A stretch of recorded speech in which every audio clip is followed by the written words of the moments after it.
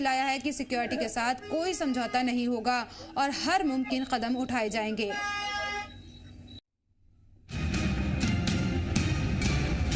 जम्मू की धड़कन।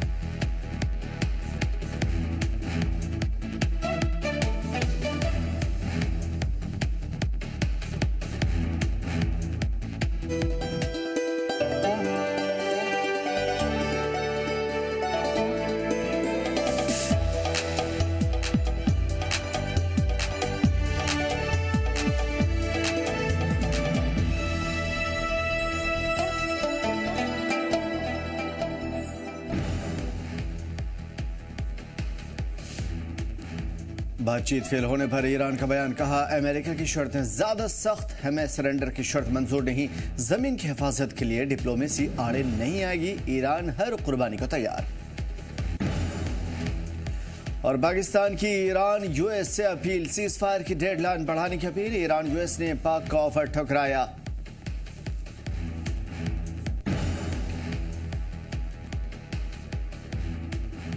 और कुलगाम में सिक्योरिटी फोर्सेस को मिली बड़ी कामयाबी, अंडरग्राउंड ठिकाने का किया इंकशाफ, हथियार और गोला बारूद बरामद, आर्मी और पुलिस ने किया ज्वाइंट ऑपरेशन।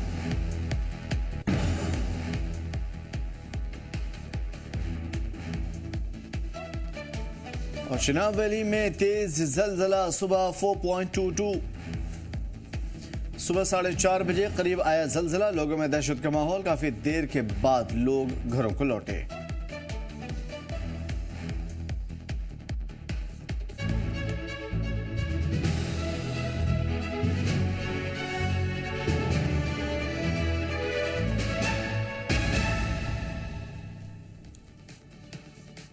आदाब, नमस्कार। जी जम्मू कश्मीर लद्दाख देख रहे हैं आप, मैं हूं आमिर एहसन, आप सभी के साथ। इस वक्त एक बड़ी खबर जो ख़ास तौर पे अमरनाथ यात्रा के हवाले से है और जानना आप सभी के लिए ज़रूरी भी, क्योंकि अमरनाथ की पाक यात्रा शुरू होने जा रही है 3 जुलाई से और ये यात्रा काफ़ी दिलचस्प होने जा रही है। एलजी मनोसरा ने बताया कि जनूबी कश्मीर अमरनाथ की गुफा तक सालाना तीर्थ यात्रा, सालाना अमरनाथ यात्रा 3 जुलाई को शुरू हो जाएगी। 57 दिनों के अंतराल में ये यात्रा चलेगी, करीब 57 दिन, 57 डेज ये यात्रा चलती रहेगी।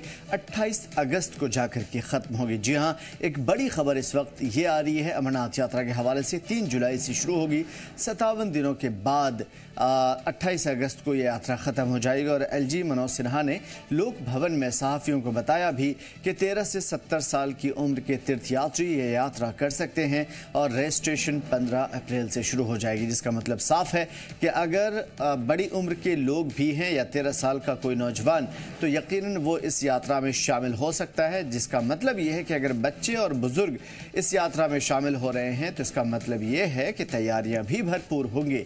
15 अप्रैल से ये यात्रा शुरू हो जाएगी। चूँकि ये यात्रा इतनी आसान भी नहीं होती, इस वजह से इस यात्रा की जो तारीख और तमाम तर लवाज़मात तय किए गए हैं, उससे इस यात्रा की तैयारी का पता चलता है। एलजी ने कहा है कि अमरनाथ यात्रा 3 जुलाई को शुरू हो जाएगी, 28 अगस्त को जाकर ख़त्म होगी।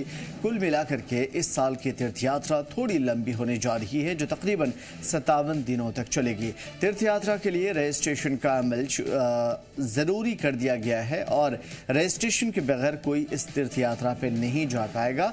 दरअसल डाटा इकट्ठा करना, लोगों को ट्रैक करना, उनकी सेहत का ख्याल रखना और उनकी खान पान का इंतज़ाम करना और किसी भी तरह की बदनिज़मी पैदा ना होने के कारण ये सारी तैयारियां या रजिस्ट्रेशन का अमल ज़रूरी है, ताकि जो रैफ कार्ड दिए जाते हैं वो तमाम तर लोगों को ट्रैक किया जा सके, उनके ऊपर नज़र रखी जा सके, उन्हें उनकी हिफाजत की जा सके।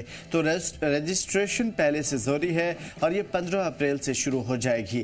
तो इंतज़ार की घड़ियां बहुत जल्द टिक टिक करने वाली है। उन्होंने कहा कि तीर्थयात्रियों के लिए कम कम से कम 13 साल की उम्र रखी गई है और ज़्यादा से ज़्यादा 27 साल, यानी कि 13 साल का कोई भी बच्चा अगर जाना चाहे तो वो जा सकता है। उसके लिए वो सारी फरावानी है, वो सारी तैयारियां हैं। और 27 साल का कोई शख्स अगर इस यात्रा में शामिल होना चाहता है तो उसके लिए भी ये यात्रा वेलकम करने के लिए तैयार है। तो बड़ी बात यह है कि इन यात्रा के हवाले से जो तैयारियां हैं वो तैयारियां साफ तौर पे इस बात का इजहार कर रही हैं कि 13 साल का बच्चा और 70 साल का बुजुर्ग भी इस यात्रा में शामिल हो सकता है। 3 जुलाई से यात्रा प्रारंभ होगी और 28 अगस्त को रक्षाबंधन को समाप्त होगी। तो मोटे तौर पर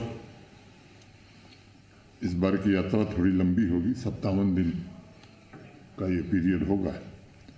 और जैसा आप सब जानते हैं, प्रथम पूजा ज्येष्ठ पूर्णिमा के दिन होती है। 29 जून 2026 को प्रथम पूजा होगी।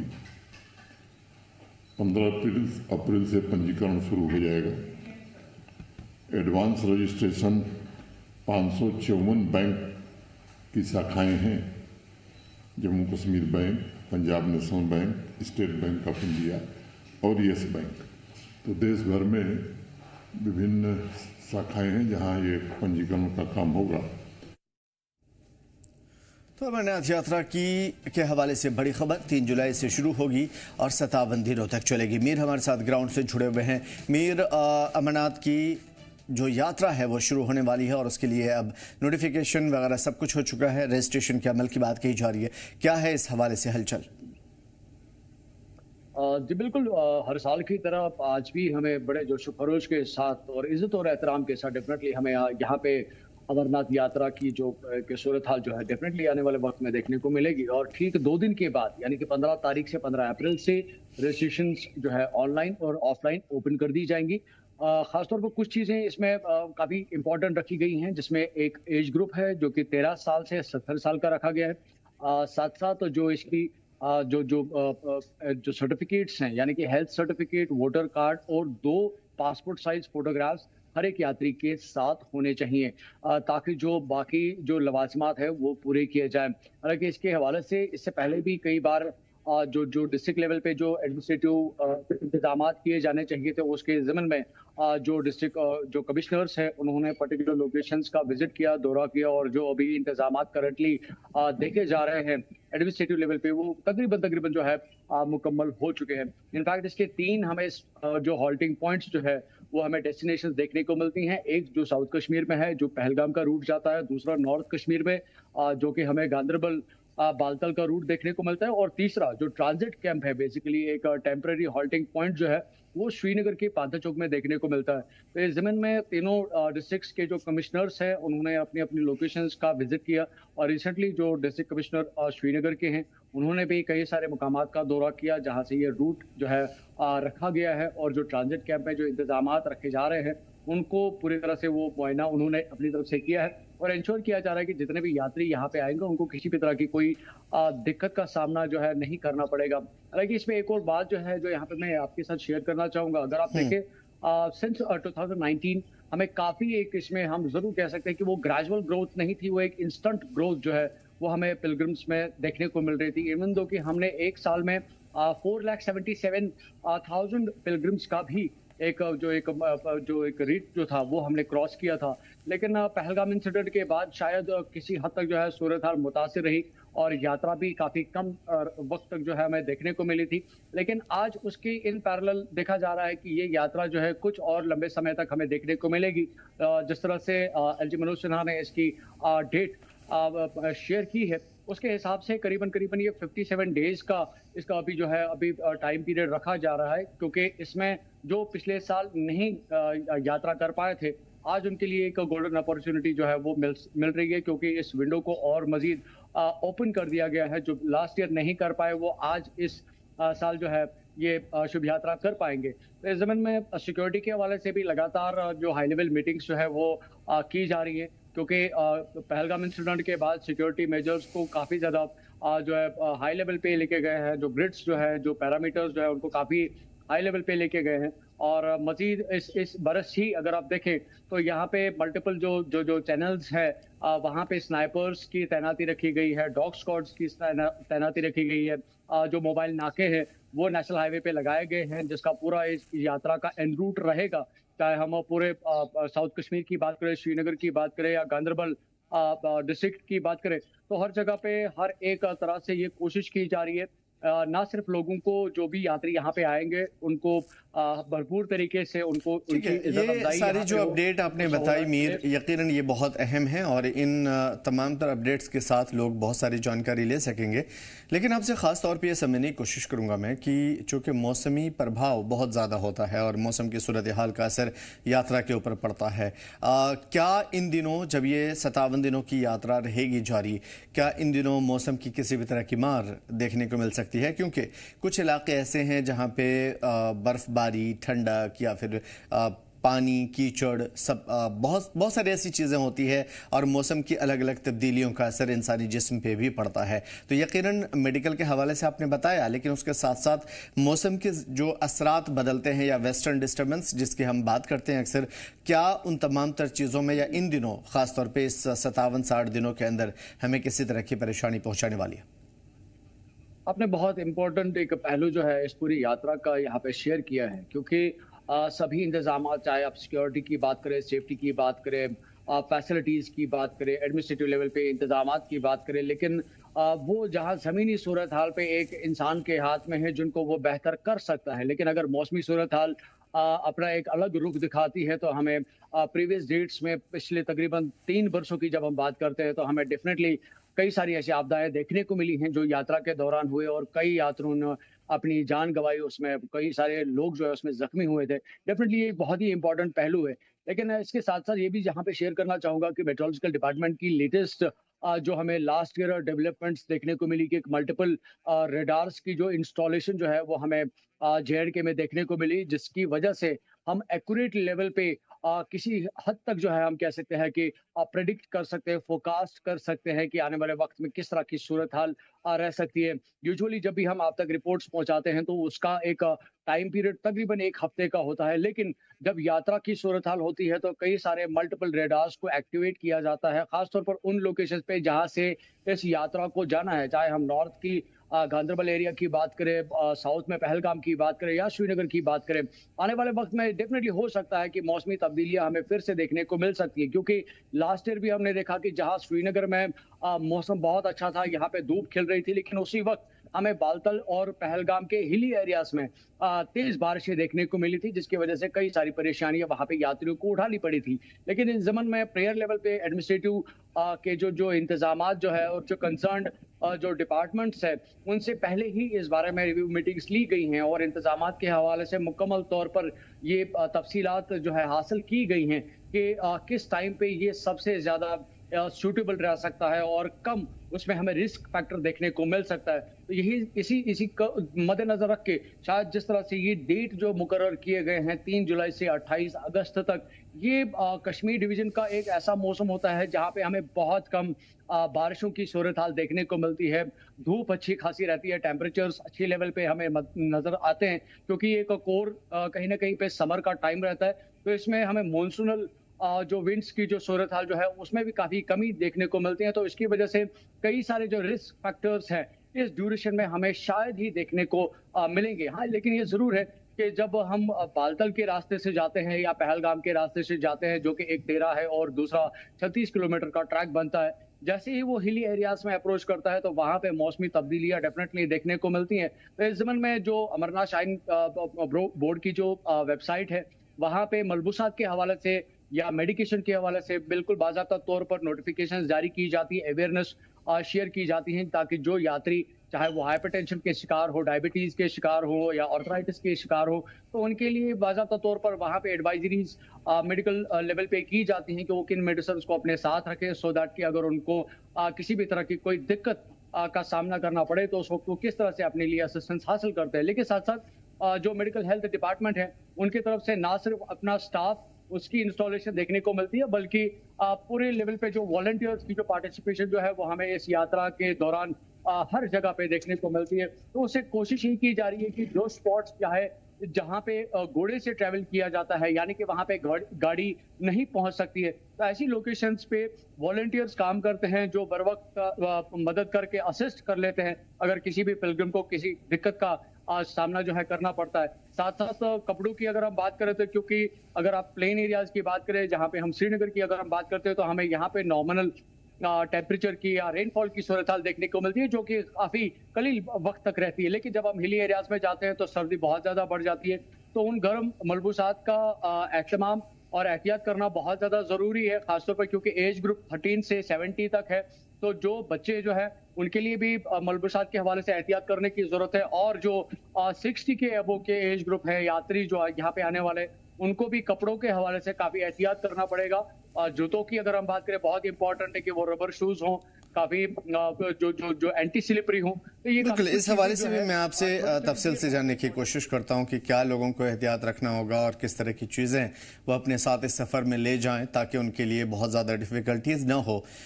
मैं ख़ास तौर पर यह समझने की कोशिश करूंगा मेरा आपसे कि जब ये यात्रा शुरू होने जा रही है 57 दिनों की, पिछली बार सिर्फ 38 दिनों के अंदर, 40 दिनों के अंदर हमने देखा यात्रा सिमट गई थी। करीब 35-38 दिनों का अप्रॉक्स एक टाइम था जिसमें यात्रा शुरू हुई थी, लेकिन इस मरतबा यात्रा को करीब उससे डबल दिया गया है और 60 दिनों की यात्रा बहुत होती है। तो क्या इस मरतबा कुछ ऐसा नया है जो पिछली मरतबा के मुकाबले में इस मरतबा 70% ज़्यादा बढ़ाया गया है डेज़ को? क्या वजूहात है जिसकी वजह से इस मरतबा ख़ास, और जो 13 साल से लेकर के 70 साल के एज को रजिस्ट्रेशन के लिए बुलाया है, तो क्या वाकई बच्चों और बुजुर्गों को इस पूरी यात्रा, चूंकि बहुत कठिन यात्रा है लोगों को अगर ये मालूम हो तो चूंकि इस कठिन यात्रा में आपको लग रहा है कि उतनी तैयारियां भी हैं जिसकी वजह से बच्चों को भी आने की इजाज़त है, बड़े बुजुर्गों को भी आने की इजाज़त है, और इस तवालत की वजह? देखिए, बिल्कुल अगर आप देखें तो जिस तरह से लेफ्टिनेंट गवर्नर मनोज सिन्हा ने इस बात का अब ऐलान किया है, यानी कि तस्दीक की है, कंफर्मेशंस की है, डेट्स फाइनलाइज हो गई हैं, पूरे प्रोसेस के बारे में उन्होंने जनरल पब्लिक में ये इंफॉर्मेशन शेयर की है। यानी कि इसका एक कोर जो एक सीन जो है वो ये नजर आता है कि जो प्रिपरेशंस हैं खासतौर पर वो मुकम्मल हो चुकी हैं। तब जाके पूरे एडमिनिस्ट्रेटिव लेवल के जो सबसे आला अधिकारी हैं वो अपनी तरफ से इस बात की तस्दीक कर रहे हैं कि अब आप यात्रा के लिए रजिस्ट्रेशन शुरू कर सकते हैं। जो कुछ लवाजमात है वो उन्होंने ऑलरेडी नोटिफिकेशन में जारी की है, और उनका मानना है कि जिस तरह से इस यात्रा को एक मुनज़्ज़म तरीके से करने की जो एक प्रोसेस जो रहती है सरकार की तरफ से एडमिनिस्ट्रेटिव लेवल पे, उन सभी को मुकम्मल किया गया है। लेकिन साथ साथ जिस तरह से आपने इस मियाद के बढ़ाने की बात की, और डेफिनेटली उसका एक सबसे बड़ा जो रीजन जो है वो साफ तौर पर ये नजर आता है कि हमें लास्ट ईयर एक कलील वक्त तक जो है यात्रा देखने को मिली, क्योंकि लोगों का एक सेफ्टी पर्सपेक्टिव या सिक्योरिटी पर्सपेक्टिव को मद्देनजर रख के एडमिनिस्ट्रेटिव लेवल पे वो फैसला लिया गया था।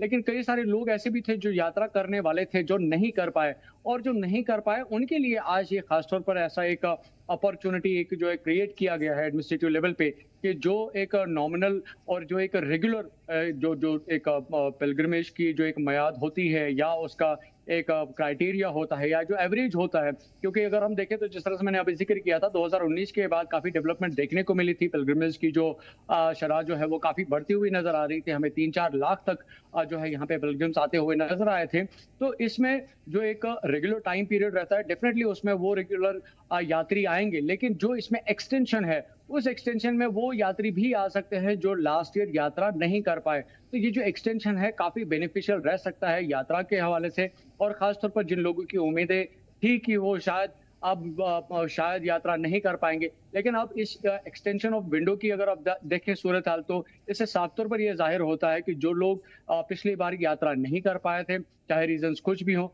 आज की डेट में यानी कि इस बरस की जब हम बात करते हैं, आज उनके पास भरपूर मौका है। एक अच्छी टाइम लेवल की बात करें तो काफी एक वाइड टाइम पीरियड है जिसमें वो यात्रा कर सकते हैं, और खासतौर पर जो सिक्योरिटी की पर्सपेक्टिव की जब हम बात करते हैं तो लास्ट ईयर से आज की डेट में काफी बेहतरी देखने को मिल रही है। हालांकि हम जरूर कह सकते हैं कि लास्ट ईयर भी बेहतर था, लेकिन आज उसमें और ज्यादा मजीद जो एक्सटेंशन जो है वो किए गए हैं, कई सारे पैरामीटर्स को और मजीद इंट्रोड्यूस किया गया है।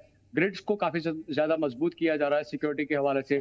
लगातार जो है यहाँ जम्मू कश्मीर की तरफ से यहाँ के पीसफुल एटमॉस्फेयर के हवाले से जो है अवेयरनेस जो है जनरेट की गई अक्रॉस कंट्री। जब हम बात करते हैं तो उसका एक पॉजिटिव आउटकम जो है हमें डेफिनेटली इस यात्रा में देखने को मिलेगा, और जो हमें एक इंस्टेंट मैनर में जो लास्ट ईयर हमें रिसीडिंग फिगर्स जो है यात्रा के हवाले से यात्रियों के मुतल्लिक अगर हम देखें तो हमें देखने को मिले थे, शायद आज की इस बरस की हम अगर सूरत हाल देखें तो शायद हमें वो सूरत हाल ना देखने को मिले, और जो हम पिछले 2019 से अभी तक की या 2024 तक की सूरत हाल देख रहे हैं कि 3,77,000 जो यात्री यहाँ पे आए थे, उसी तरह की शरह हमें इस साल भी फिर से देखने को मिलेगी। और यकीनन उम्मीद है कि इस मरतबा की यात्रा बाकी तमाम साल की यात्रा से बेहतर होगी, और यकीनन जम्मू कश्मीर इस्तकबाल करने के लिए यात्रियों की इस मुक़द्दस यात्रा की तमाम तर तैयारियों में जुटा हुआ भी है और इस्तकबाल करने के लिए तैयार भी है। शुक्रिया अमीर तमाम तर बेहतरीन अपडेट्स और मालूमात के लिए।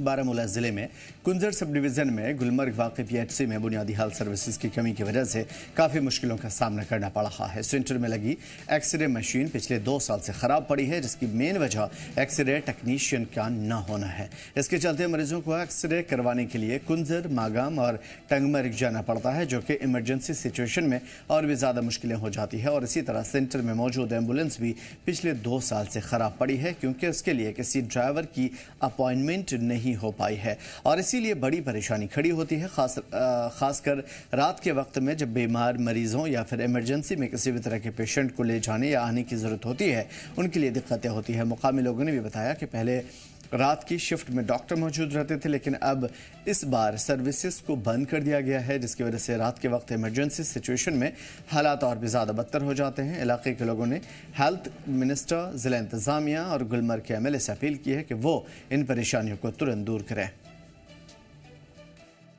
यहाँ पर हम गवर्नमेंट के शुक्रगुजार है कि गवर्नमेंट ने हमें ये PHC हेल्थ सेंटर दिया, इसके लिए हम गवर्नमेंट के शुक्रगुजार है। हालांकि सादिक साहब था, उस दिन सादिक से वक्त में ये हुआ हमारा, फिर बाकी आज़ाद साहब ने इसको प्रमोट किया, बिल्डिंग उसी ने दिया। हम गवर्नमेंट के शुक्रगुजार है। अलबत्ता यहाँ पर हमें एक प्रॉब्लम है, गवर्नमेंट ने हमें यहाँ एक्सरे था, एक्सरे इतना अच्छा था यहाँ पर, अगर किसी भी अस्पताल में उतना है एक्सरे नहीं होता था जितना हमारे इस PHC मुलगाम हेल्थ सेंटर में एक्सरे हो रहा था। लेकिन वहाँ जो मुलाजिम था एक्सरे चलाने वाला, उसको प्रमोशन हो गया, फिर वहाँ से 2 साल हो गया, अब यहाँ से एक्सरे जो बिल्कुल बैठा हुआ है, उसका कोई चलाने वाला नहीं है, ना कोई उसका डॉक्टर है, लगभग 2 साल से बैठा हुआ है। हमारी डिमांड है यहाँ पर वो एक्सरे जो मुलाजिम है उसको गवर्नमेंट को भेजना चाहिए। यहाँ पर मुलाजिम वैकेंसी खाली है, मुलाजिम होना चाहिए यहाँ पर। तो एक तो ये बात है। दूसरा, बाकी जो हमारे यहाँ पर फीमेल डॉक्टर है, मेल डॉक्टर है, वो कम से कम 2 डॉक्टर होना चाहिए यहाँ पर, फीमेल के लिए अलग होना चाहिए, मेल के लिए अलग होना चाहिए। वो दूसरा हमारे डिमांड है गवर्नमेंट से, हमारे वज़ीर आला से, जो हेल्थ मिनिस्टर है हमारे, जो हमारे MLA गुलमर्ग है, उनसे भी मेरी अपील है कि अगर 40% वैकेंसी खाली है हेल्थ डिपार्टमेंट में, गवर्नमेंट क्यों नहीं वहाँ पर फिलअप करते हैं वो वैकेंसी को, ताकि लोगों को सहूलियत मिले। तो परेशानी आप समझ रहे हैं कितनी बड़ी है। एक्सरे मशीन यहाँ पे ख़राब है क्योंकि टेक्नीशियन नहीं है, एम्बुलेंस यहाँ पे नहीं चलती क्योंकि यहाँ पे ड्राइवर मौजूद नहीं है, और रात की पहर में कोई डॉक्टर नहीं होता, इस वजह से पेशेंट यहाँ पे आते हैं और सुबह का इंतज़ार करते हैं। क्या पता इमरजेंसी की सूरत में सुबह का इंतज़ार इंसान को मौत के मुँह में ले जाए। तो ये गलती किसकी है? आखिर इंतज़ामिया किस बात के लिए जिम्मेदार है? गौहर हमारे साथ जुड़े हुए ग्राउंड से, क्या कुछ है रिपोर्ट? गौहर, क्या है अपडेट और इस मामले को दूर क्यों नहीं किया गया? बिल्कुल आमिर, आपको पता चला कि नॉर्थ कश्मीर बारामूला के कुंजर सब डिवीजन की अगर हम बात करें तो वहां पर एक गांव है मुलगाम, उसका नाम है। तो वहां पर एक प्राइमरी हेल्थ सेंटर जो काफी पहले बनाया गया था, तो उसमें अगर हम बात करें तो एक एक्सरे मशीन लगाई गई थी। तो उसमें एक्सरे टेक्नीशियन पहले जब वो लगाई दी गई थी तो उसमें एक्सरे टेक्नीशियन था, मगर फिर उसकी प्रमोशन हो गई है। मगर पिछले 2 साल से जो एक्सरे मशीन है उसका जो दरवाजा है, उसके कमरे का दरवाजा, वो बिल्कुल बंद पड़ा हुआ है। लोग जो उसके इर्द गिर्द के गाँव के लोग हैं वो वहां पर आते हैं, तो अगर उनको डॉक्टर साहब एक्सरे प्रिस्क्राइब करता है तो उनको कहीं ना कहीं या तो कुंजर प्राइवेट जाना पड़ता है, या कुंजर हॉस्पिटल जाना पड़ता है, या टंगमर्ग या मागाम जाना पड़ता है। तो कहीं ना कहीं यहाँ के लोगों को काफी दिक्कतों का सामना करना पड़ रहा है, क्योंकि 2 साल से ये एक्सरे प्लांट जो है ये बिल्कुल बंद पड़ा हुआ है। इसका वजह यह है कि टेक्नीशियन जो है वो मौजूद नहीं है, और गवर्नमेंट पिछले 2 साल से ये स्टेप नहीं ले रहे कि वहां पर एक टेक्नीशियन को भेजा जाए ताकि लोगों की सहूलियत वहां पर जो है, वहां पर जो प्रॉब्लम बनी हुई है वो सुधर जाए। इसी हवाले से अगर हम दूसरी तरीके से बात करें तो एक एम्बुलेंस भी वहां पर देखने को मिल रही है जिसपे पूरा डस्ट चढ़ा हुआ है 2 साल से, और 2 साल से वहां पर ड्राइवर की पोस्टिंग नहीं है। तो रात के वक्त जो उसके इर्द गिर्द के गाँव है, अगर वहां पर पेशेंट आए उसको रेफर करना पड़े तो कहीं ना कहीं उनको अपनी गाड़ियों में उसको ले जाना पड़ता है Srinagar, SDH Tangmarg, primary health centre Kunzer या मागाम एसडीएच में ले जाना पड़ता है, मगर उनको अपनी गाड़ी लेनी पड़ती है क्योंकि वहां पर एम्बुलेंस का ड्राइवर जो है उसका पोस्ट वहां पर नहीं है, कि एम्बुलेंस बिल्कुल बेकार पड़ी हुई है, वहां पर उस पर डस्ट चढ़ा हुआ है। तो कहीं ना कहीं यहाँ के लोगों की डिमांड है हेल्थ मिनिस्टर से, सीएम उमर अब्दुल्ला या एमएलए गुलमर्ग जो फारूक अहमद शाह साहब है उनसे गुजारिश है कि इस एक्सरे प्लांट को एक टेक्नीशियन भेजा जाए और एम्बुलेंस गाड़ी को भी स्टार्ट किया जाए, क्योंकि वहां पर एक ड्राइवर की जरूरत है। तो लगातार वहां पर जो प्रॉब्लम है वो वहां के लोगों को सहनी पड़ रही है। और वहां पर जब पहले ये हॉस्पिटल इनॉग्रेट किया गया था तो वहां पर नाइट शिफ्ट में डॉक्टर्स भी होते थे, मगर अब वहां पर नाइट शिफ्ट भी कैंसिल कर दिया गया। तो कहीं ना कहीं वहां के मकामी लोगों की ये डिमांड है कि वहां पर नाइट शिफ्ट भी चालू किया जाए, क्योंकि जो मुलगाम है वहां के इर्द गिर्द, उसके इर्द गिर्द काफी सारे गांव पड़ते हैं जिनके पेशेंट्स वहां पर आते हैं, मगर उनको यहाँ पर रात में डॉक्टर अवेलेबल नहीं होता है, उनको दूसरे हॉस्पिटल दूर जाना पड़ता है, मागाम, टंगमरग, श्रीनगर या कुंजर जाना पड़ता है। तो कहीं ना कहीं अगर वहां पर लोगों का कहना है कि अगर वहां पर नाइट शिफ्ट में डॉक्टर्स अवेलेबल हो तो कहीं ना कहीं यहाँ के लोगों को राहत मिलेगी। मगर बिल्कुल यहाँ पर जो हेल्थ सेक्टर है, वो हेल्थ मिनिस्टर है, वो इसकी तरफ ध्यान नहीं दे रहे हैं, हेल्थ डिपार्टमेंट बिल्कुल ध्यान नहीं दे रहा है। और एमएलए गुलमर्ग से खास गुजारिश की गई है कि इस प्रॉब्लम को सॉल्व किया जाए, यहाँ पर एक टेक्नीशियन लाया जाए और एक यहाँ पर जो एम्बुलेंस का ड्राइवर वो लाया जाए और नाइट शिफ्ट के लिए वहां पर डॉक्टर्स को भी रखा जाए ताकि आसपास के इलाके के जो लोग हैं उनको यहाँ पर सहूलियत मिले। जी आमिर। बिल्कुल, साथ में ये भी समझने की कोशिश करेंगे जिस तरह की ये सूरत हाल है, करीब 2 साल से इस तरह की सहूलतें नहीं मिल पा रही है, तो इंतजामिया अब तक इस मामले को ठीक क्यों नहीं कर पाया? और रही बात चाहे वो एक्सरे मशीन की हो, इतनी बड़ी मशीन नहीं होती है कि एक जगह से दूसरी जगह मूव नहीं कर सकती। अगर टेक्नीशियन नहीं आ सकता तो मशीन जा सकती है, मशीन नहीं जा सकता तो टेक्नीशियन आ सकता है सही करने के लिए। फिर एम्बुलेंस का मसला, यहाँ पे बहुत सारे पूरे अलग अलग ज़िले में वादी के अंदर एम्बुलेंस के लिए बाकायदा जो तनख्वाह दी जा रही थी, क्या उसमें किसी तरह की आपको कमी नजर आई जिसकी वजह से ड्राइवर्स नहीं हैं? क्योंकि एक सरकार की स्कीमों के तहत ड्राइवर्स जो होते थे उन्हें सैलरी भी मिलती थी और माहाना उनको कुछ पैसे दिए जाते थे। क्या उसमें किसी तरह का कोई मसला पैदा हो रहा है जिसकी वजह से ड्राइवर्स नहीं मिल पा रहे हैं? और ओवरऑल अगर नाइट ड्यूटी यहाँ पे किसी की लगती थी तो क्या वजूहात है जिसकी वजह से चेंज करना पड़ा? क्या पेशेंट नहीं आ रहा है? बिल्कुल, यहाँ के लोगों का कहना यह है आमिर जी के यहाँ पर अगर हम बात करें एम्बुलेंस की, तो एम्बुलेंस जो यहाँ पर लगाई थी, अगर यहाँ पर एम्बुलेंस नहीं लाई गई थी तो यहाँ पर अगर उसके साथ ड्राइवर क्यों नहीं था, तो ये एक सवाल निशान है। यहाँ पर हेल्थ सिस्टम पे यहाँ पर अगर हम एक्सरे मशीन की बात करें तो एक्सरे प्लांट जो लगाया जाता है वो बिल्कुल अप्रूव होता है। तो उसके साथ अगर हम 2 साल पहले यहाँ पर जो ये एक्सरे प्लांट लगाया गया, तो पहले अगर एक्सरे टेक्नीशियन था फिर उसकी बताया जाता है कि प्रमोशन हो गई है, फिर यहाँ पर किसी दूसरे को तैनात क्यों नहीं किया गया? और अगर नाइट डॉक्टर्स पहले यहाँ पर शिफ्ट में होते थे तो अब क्यों नहीं होते? तो कहीं ना कहीं यहाँ पर जो बारामूला की हेल्थ एडमिनिस्ट्रेशन है उनके लिए उन पर एक सवाल निशान उठता है कि क्यों यहाँ पर जो ये इतने बड़ा आबादी वाला गांव है और इसके इर्द गिर्द काफी सारे गांव है, क्यों यहाँ पर ये फैसिलिटीज अवेलेबल नहीं है? क्यों यहाँ पर जो एक्सरे मशीन का जो कमरे का जो दरवाजा है वो बिल्कुल सील कर दिया गया है, वो बंद पड़ा हुआ है? और जो एम्बुलेंस है क्यों उस पर धूल चढ़ी हुई है? और यहाँ पर जो नाइट शिफ्ट में डॉक्टर्स होते थे वो कहाँ गायब हो गए? तो ये कहीं ना कहीं लोगों का सवाल है यहाँ पर एडमिनिस्ट्रेशन पे। और यहाँ के लोगों ने आज खासकर अगर हम बात करें 2 साल पहले की, तो यहाँ पर पहले एलजी एडमिनिस्ट्रेशन थी तो उन्होंने भी इस मसले को हल नहीं किया। अब 2 साल हुए यहाँ पर अवामी सरकार बनी हुई है, यहाँ पर जो यहाँ पर एमएलए बने हैं उनके ऊपर भी एक सवाल निशान है कि क्यों यहाँ पर 2 साल से किसी ने ध्यान नहीं दिया कि यहाँ पर अगर एक्सरे मशीन पड़ी हुई है तो क्यों उसको यहाँ पर चालू नहीं किया गया है? 2 साल से क्यों बंद पड़ी है? और एम्बुलेंस पे क्यों धूल चढ़ी है? तो ये यहाँ के हेल्थ सेक्टर और एडमिनिस्ट्रेशन सीएमओ बारामूला की अगर हम बात करें या एमएलए गुलमर्ग या हेल्थ मिनिस्टर सकीना यत्तू साहिबा जी, उनके ऊपर एक सवाल निशान है कि क्यों ये बैठे हुए, क्यों यहाँ के लोग सफर कर रहे हैं? तो अब यहाँ पर 2 साल हो गए हैं और 2 साल के बाद यहाँ पर लोगों ने फिर से पुकार लगाई यहाँ पर एडमिनिस्ट्रेशन को, एलजी एडमिनिस्ट्रेशन को भी, सीएम उमर अब्दुल्ला को भी, हेल्थ मिनिस्टर को भी और लोकल एमएलए को भी कि यहाँ पर इन चीजों को जो है इनको फिर से यहाँ पर स्टार्ट किया जाए ताकि यहाँ के जो लोग हैं वो बिल्कुल दरबदर की ठोकरें ना खाए। क्यों वो रात को यहाँ पर अगर आएंगे, क्यों डॉक्टर अवेलेबल नहीं है? या अगर पेशेंट को शिफ्ट करना पड़े यहाँ से दिन में तो क्यों एम्बुलेंस अवेलेबल नहीं है? क्यों उनको अपनी गाड़ी में जाना पड़ रहा है? और एक्सरे के लिए उनको क्यों यहाँ पर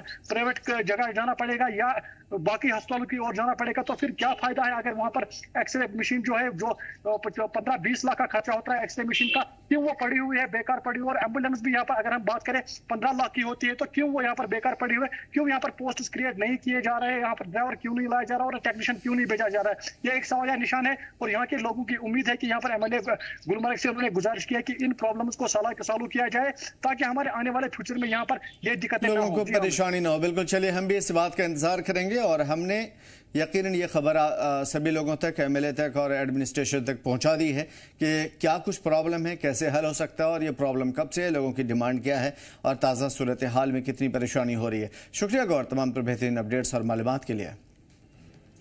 सांबा सेक्टर की खबर है, जहां भी इंटरनेशनल बॉर्डर से सटे बागडोर इलाके में बीती रात 2 मुश्तबा यानी कि कुछ ऐसे लोग जो यहां इस इलाके के नहीं हैं, संदिग्ध व्यक्ति, उन्हें देखे जाने के बाद से इलाके में बड़े पैमाने पर तलाशी ऑपरेशन शुरू किया जा रहा है। इंडियन आर्मी और जम्मू कश्मीर पुलिस को एसओजी ग्रुप के जरिए तलाशी ऑपरेशन चलाया जा रहा है। मुकामी लोगों के इत्तला के बाद ये तलाशी ऑपरेशन शुरू किया गया। ख़ास तौर पर इससे पहले भी दुरोई इलाके में कुछ मुश्तबा यानी संदिग्ध लोग देखे गए थे, तलाशी ऑपरेशन चलाया गया। दरअसल सुबह से तलाशी ऑपरेशन चल रहा है। सिक्योरिटी फोर्सेस को किसी भी तरह की अब तक कामयाबी नहीं मिली है, लेकिन संदिग्ध लोगों का इंटरनेशनल बॉर्डर के आसपास देखा जाना एक खतरे की घंटी होती है, क्योंकि यहाँ से सटा हुआ पाकिस्तान का बॉर्डर है, इंटरनेशनल बॉर्डर है और इन सरहदों की तारों को अबूर करके कुछ दहशतगर्द वो इस तरफ आने की कोशिश करते हैं, जिसे इंडियन आर्मी या तो खदेड़ देती है या न्यूट्रलाइज कर देती है। लेकिन अभी फिलहाल जिस तरीके से 2 लोगों के देखे जाने की खबर है, इसी को ढूंढने के लिए, इन्हीं लोगों की तलाशी के लिए इस वक्त सर्च ऑपरेशन चल रहा है। सर रात को 2 बंदे आए थे, अनजान बंदे थे सर। बेसिकली मैं अंदर बैठा था, खाना खा रहा था, मैं रखा था। खाना खाने के बाद मैं बाहर आया तो कुत्ते हमारे भौंके। उसके बाद मैंने देखा 2 बंदे बाहर थे, खड़े थे हमारे बाहर में। तो मैंने देखा अनजान थे, मैं डर गया। तो मैं चाचू को आवाज़ दी, चाचा ऐसा तो बात है, कोई बंदे बाहर आए हैं। तो चाचू कह रहे हैं और डॉगी खोल दो, मैंने खोल दिए। ऐसे देखा बंदे इधर खड़े 2 मिनट में, नीचे जैसे घोड़ा भागता है ऐसे बंदे दोनों भाग गए। उसके पता नहीं लगा कहाँ कहाँ गए हैं, कहाँ छुपे कहाँ नहीं। रात को फिर पुलिस वाले आए, आर्मी वाले आए, सख्त ऑपरेशन हुआ। रात को भी किया, अभी भी आया, तो सुबह भी आया, 3-4 बंदे सुबह भी आए, मिलिट्री वाले भी आए हैं, तो अभी भी बैठे हुए हैं। किस तरह का पहनावा सर ब्लैक कलर का। और रियासी जिला हेडक्वार्टर में मौजूद पार्क में पानी और वॉशरूम जैसी बुनियादी सर्विसेज की कमी की वजह से आवाम में भारी परेशानी का सामना है। शहरी और पार्क में आने वाले लोगों बताते हैं कि पीने के पानी का सही सिस्टम न होने की वजह से खासकर गर्मियों के मौसम में परेशानी होती है और इसके अलावा वॉशरूम की सहूलत भी नहीं है। अगर है वॉशरूम के जो सूरत हाल है वो काफ़ी ज़्यादा ख़राब है। लोगों का कहना है कि पार्क में रोज़ाना बड़ी तादाद में लोग आते हैं, सैर सपाटा करते हैं, एक्सरसाइज करते हैं और कई बार इस परेशानी को इंतज़ामिया के सामने रखा गया, लेकिन अब तक कोई हल नहीं निकला। लोगों की मांग है कि जल्द से जल्द इंतज़ामिया इस मसले को दूर करे। वॉशरूम में पानी, साफ़ सफाई और जो भी सहूलतें यहाँ पर नहीं हैं उनको फौरी तौर पर दे, ताकि लोग इस पार्क को आबाद रखें। इस पार्क का नाम जनाना पार्क है। ये उस समय के मंत्री जुगल किशोर शर्मा ने इसको बनाया था। आपको बता दूं कि रियासी का एकमात्र ऐसा पार्क है।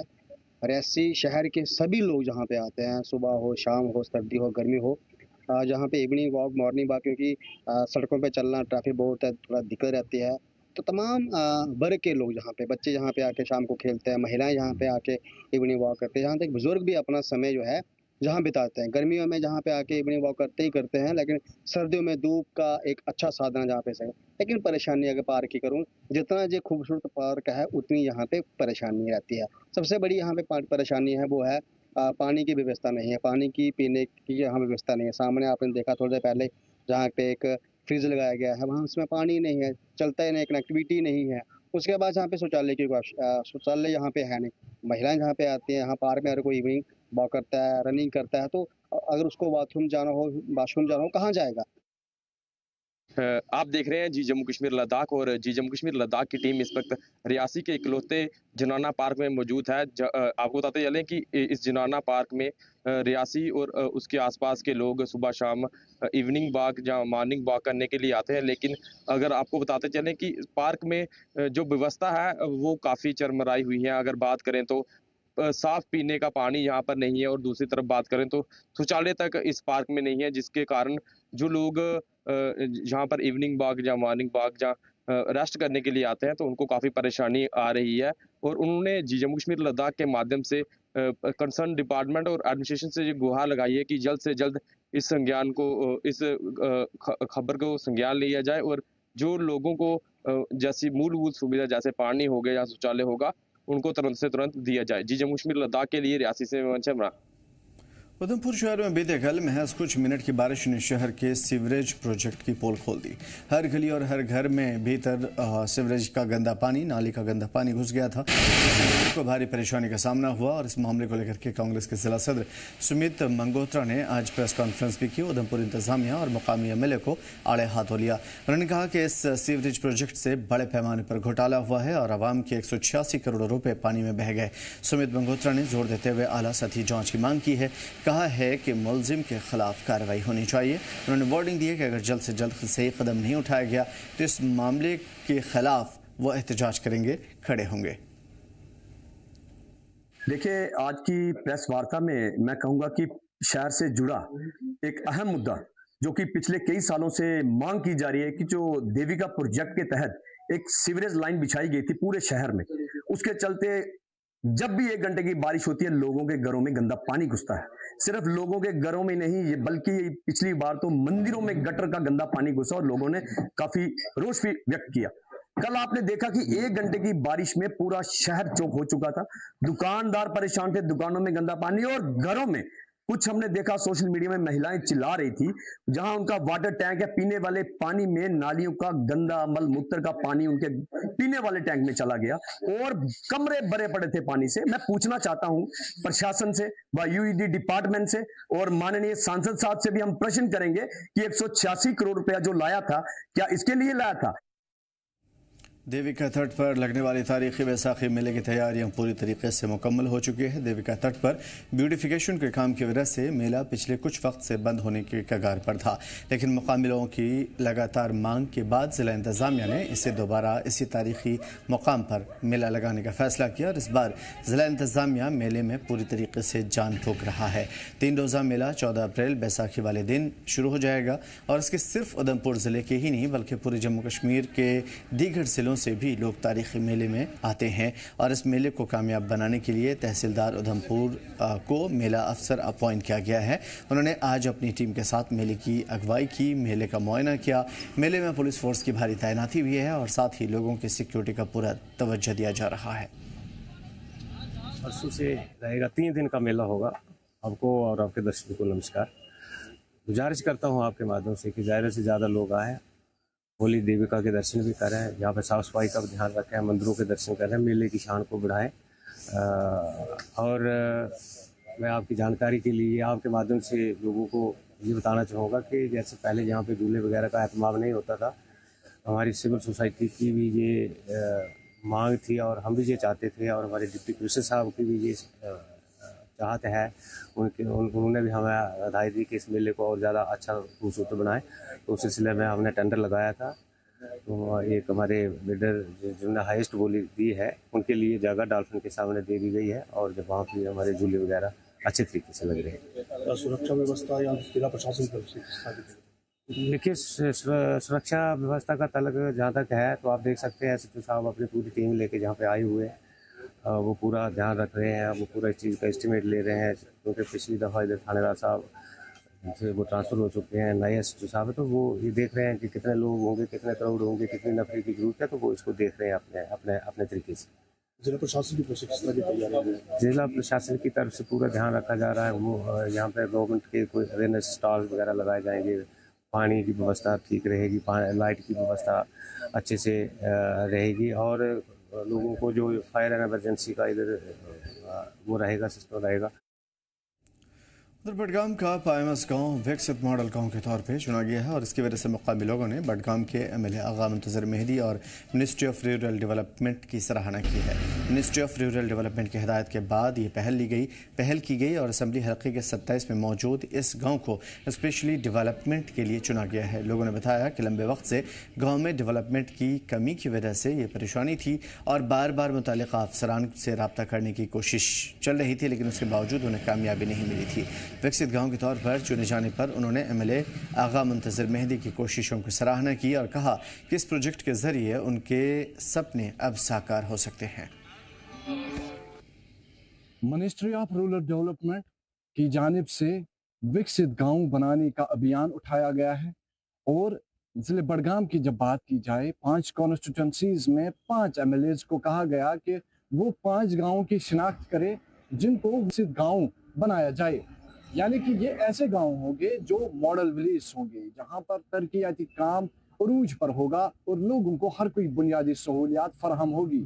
ज़िले बडगाम के पायमस इलाके की बात करेंगे। ये एक ऐसा इलाका है जहां पर बुनियादी सहूलियात का फुकदान है, चाहे हम सड़क की बात करेंगे, साफ पीने के पानी की बात करेंगे या तरसीली लाइनों की बात करेंगे, तो लोग यहाँ पर मुतासिर हो रहे थे। लेकिन यहाँ के मकामी लोगों ने कहा कि जब मरकजी सरकार की जानिब से ये प्रोजेक्ट लॉन्च किया गया और एमएलए बडगाम ने पायमस बडगाम की निशानदेही की, तो तब से लेकर ये बहुत खुश है, क्योंकि अब इनकी उम्मीदें जग चुकी है और इनका ये कहना है कि जिन चीज़ों का यहाँ पर फुकदान था वो चीज़ें इनको अब मैसर होगी, मुहैया होगी और ये अपनी ज़िंदगी आराम से बसर कर सकेंगे। मजीद उन्होंने एमएलए बडगाम का शुक्रिया अदा किया और कहा कि एमएलए बडगाम की जानिब से हमारे गाँव की निशानदेही की जाने के बाद जो है यहाँ के मकामी लोग काफ़ी खुश है और इनका एक देरीना मसला था कि जो भी यहाँ पर तरक्याती काम है वो जल्द अज जल्द मुकम्मल हो, और अब इनको लगता है कि इस स्टेप से इनके जो काम है वो मुकम्मल होंगे और ये अपनी ज़िंदगी आराम से बसर कर सकेंगे। मजीद यहाँ के मकामी लोगों से बात करते हैं, एमएलए बडगाम से बात करते हैं और जानने की कोशिश करेंगे कि ये प्रोजेक्ट क्या है और क्या कुछ इनकी उम्मीदें इस प्रोजेक्ट से हैं। ज़िला बडगाम से मैं जम्मू कश्मीर लद्दाख के लिए नूर लमी। उधर बीडीपी की पुलवामा यूनिट की जनूबी कश्मीर के पुलवामा ज़िले में एक वर्कर्स कन्वेंशन प्रोग्राम हुए और इसका मकसद था पार्टी को ज़मीनी स्तर पर मजबूत करना, आने वाले पंचायत और यूएलबी चुनाव के लिए रास्ता तैयार करना। पार्टी सदर महबूबा मुफ्ती ने ज़िले में चांदगाम इलाके में हुए इस वर्कर कन्वेंशन की सदारत की थी। सभी को खिताब करते हुए पार्टी को मजबूत करने के ऊपर जोर दिया। मुझे तो खुशी है कि ईरान अपनी शर्तों पे डटा रहा और इसको अमेरिका को खाली हाथ वापस जाना पड़ा, मगर अभी बातचीत खत्म नहीं हुई है। अभी 15 दिन तक जो इन्होंने सीज फायर का ऐलान किया है, इसमें अभी और आगे पीछे होगा। नेचुरली जब भी कोई बातचीत शुरू होती है तो दोनों तरफ बड़ा सख्त मौकफ लेते हैं। ईरान ने भी अपना मौकफ सख्त लिया और अमेरिका ने भी, और उसके अलावा जो बगल बच्चा नाजायज है जिसका मैं नाम नहीं लेना चाहती, उसकी कोशिश है कि ये बातचीत नाकाम हो जाए। मगर मुझे उम्मीद है कि अमेरिका, पूरी दुनिया के लोग चाहते हैं कि ये बातचीत कामयाब हो जाए ताकि जो आबनाए हुर्मुज़ है वो खुल जाए, और क्योंकि सारी दुनिया इस वक्त रुकी पड़ी है, पेट्रोल की कीमतें बढ़ रही है, गैस की कीमतें, बाकी कारोबार ठप है, तो मुझे लगता है कहीं ना कहीं ये बातचीत वक्त आने पे अपना रंग लाएगी और उसके लिए हम सबको दुआ और सब्र करनी।